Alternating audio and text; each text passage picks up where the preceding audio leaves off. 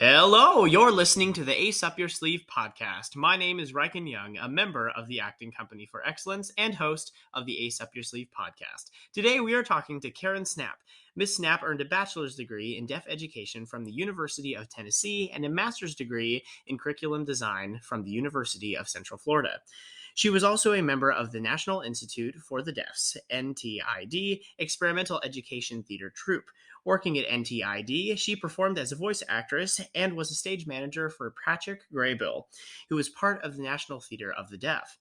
She ran a children's theater of the deaf in Orlando, Florida, and directed a variety of show fundraisers for the Orlando Deaf Club. Karen has worked as an interpreter, an ASL teacher, and a classroom teacher. Ms. Snapp is currently the writer and director of the NTPA Deaf Theater Showcase. The showcase highlights the diverse culture of the deaf, styles of deaf theater, and passion for this inclusive art form. Welcome, Ms. Snapp. Thank you. It's a wonder to have you on the show. I mean, on the podcast, goodness, but we're very excited to have you here. So your extensive background in the deaf education field is so impressive. What drew you to the deaf community initially? I saw a song being signed, and I fell in love with the language. Mm-hmm. So I began taking classes at 16. Wow, that's crazy. And so more on that, what inspired you to focus on deaf theater in particular? I had always done like backyard theater as a kid. But during college, I was a member of the deaf theater at the University of Tennessee in Knoxville. From there, I was chosen to be part of the Experimental Educational Theater of the Deaf up in New York and had that opportunity. What is it about directing the deaf theater that you find so special? The cast. The cast involved are talented and inspiring. I also love the opportunity to educate others about the beautiful culture and language of the deaf community. And what do you find special about the deaf culture, would you say? For me, the language is closer to my soul, closer to my heart. I can communicate things in sign language that I can't say as a hearing person. That's very true. That's very true. And so you performed as a voice actress and the stage manager for Patrick Graybill, who was a part of the National Theater of the Deaf. Tell us more about that experience. It was a challenge. We had Patrick Graybill, who is deaf, purely an ASL signer and a hearing assistant director. We had 11 deaf and 11 hearing actors. We had a deaf light tech and a hearing sound tech. And so my job was to manage all of that, and it was an exciting challenge. And what was he like? Very intelligent, very talented, very all business. Did he ever have like a particular directing style, would you say, different from a hearing director? No, I think his biggest obstacle sometimes was communication between he and the assistant director. So part of my job was interpreter. And so you're a writer and director of the NTPA Deaf Theater Showcase. Tell us about the show process. Like, how do you direct it? Is there anything different from, let's say, like hearing cast? Oh, very different. I'm actually not a writer because I pulled things from other plays. Oh, okay. I wrote the narration and I pulled it together to show the different styles of deaf theater and different ways you can do it.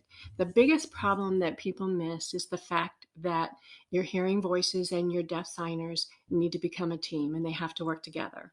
That just because a hearing person can learn the script and the the songs and come in and perform it does not make it work. So we do a lot of face-to-face work between characters so that they become a team. And that's probably the biggest challenge. And so for the process of getting the actors into the theater, like, is there any particular method to like auditions or callbacks, or how do those work? Well, for this one, we did have auditions. We had live and video auditions. And then some of them this is their first time acting, and I've just basically recruited them.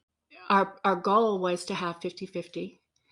We do have an oral deaf actress. We have two fluent ASL signing actor and actress. We have two actresses who have done more English or Pidgin because they work in the school system, but they're signing ASL also. And then we have several hard of hearing. We have a hard of hearing singer. We have a hard of hearing Keystone Cop and a deaf Keystone Cop. And then we have a hard of hearing and a deaf orphans. So. Wow, that's incredibly impressive. And for the directing style, how would you cast them? Like, just like a quick question, like, would it be like based on how they sign, or? If I was casting originally and I had a bank of talent, it would be based on how they presented themselves in the audition, how they signed, how they expressed, just like any audition. Because we don't have that talent base right now, we're working to develop that.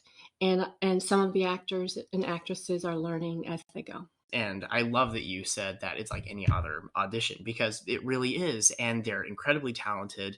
And the way they sign and express emotion, I really think is something that everybody can learn from, depending on just how colorful it is and just how well they can convey their emotion. And I was just wondering, like, do you think that as well when you are taking auditions? Oh, definitely. To me, I was accepted as a member of the culture when I was in Orlando. They just thought I was deaf.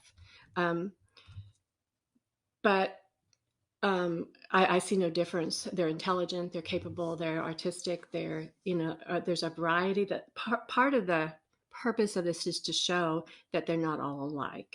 We're sharing 3 deaf experiences. And I want people to walk away knowing that it's a diverse culture and that there's multiple ways to make theater accessible and involve them both as actors and as audience members. And finally, what advice would you give a deaf person who wants to pursue acting? Well, if they want to do community acting, just jump in, give it a try, grow, learn. If you want to do it professionally, there's 3 colleges I would recommend. Of course, NTID's theater is amazing. That's at RIT in Rochester, New York.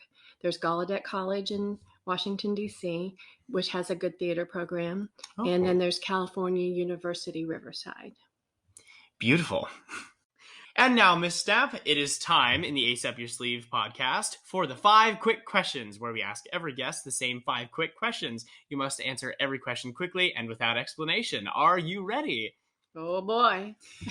So, what is the name of the first show you performed? Guys and Dolls. What is your favorite show? Anything my daughter's in. That's so sweet. What is your favorite role? Marty. And what is your dream role? Backstage introvert. And what is your favorite candy? Butterfinger. Thank you so much, Ms. Snapp, for talking with us on the Ace Up Your Sleeve podcast. And until next time, I'm Reichen Young. Remember, you always have a winning hand with an ace.